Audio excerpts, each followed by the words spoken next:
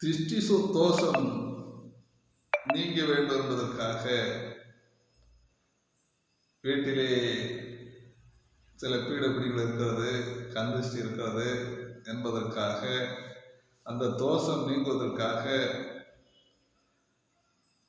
திருஷ்டி கழிக்க வேண்டும் என்று சொல்லி பொதுவாக கல்லுப்பு, வரமிளகாய் சேர்த்து வைத்து திருஷ்டி கழித்துவிட்டு தெருவில் முச்சந்தியில் சுற்றி போடுவார்கள்.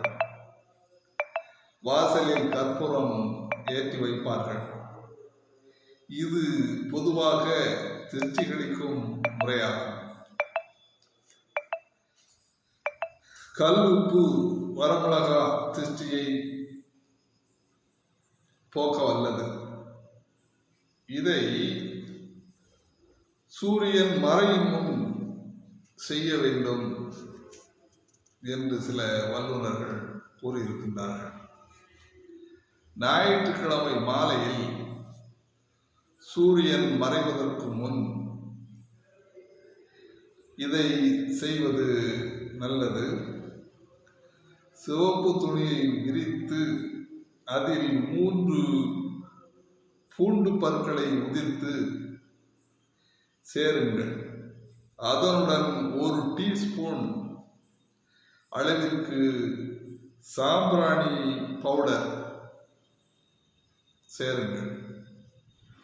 1 துண்டு அடுப்பு கரியை உடன் வையுங்கள்.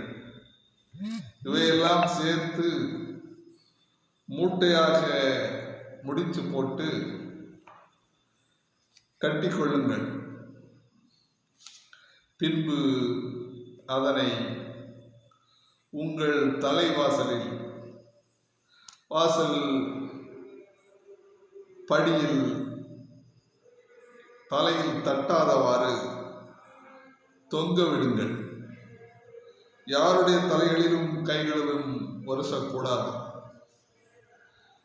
அப்படி செய்கின்ற பொழுது செய்வனை நீங்கும். அடுத்த ஞாயிற்றுக்கிழமை வரும் வரை இருக்க வேண்டும். பின்பு மறுவாரம் இதே அளவு இதை தூக்கி வீசிவிட்டு அதேபோல் வேறு ஒன்றை செய்து மாற்றி இதை தொடர்ந்து செய்து வரவும். எவ்வித தீவினையும் நெருங்க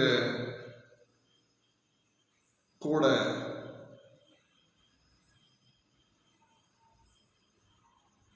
நெருங்குவதற்கு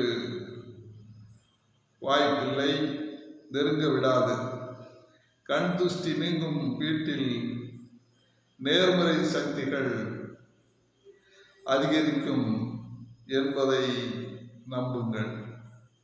நம்பிக்கையின் அடிப்படையில் தான் எந்த விஷயமும் இங்கே நடந்து கொண்டிருக்கின்றன.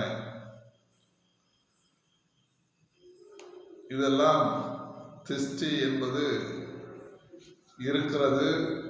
அதை இந்த விவரங்களோடு நாம் தொடர்ந்து ஒரு 9 வாரங்கள் செய்து வருகின்ற பொழுது அது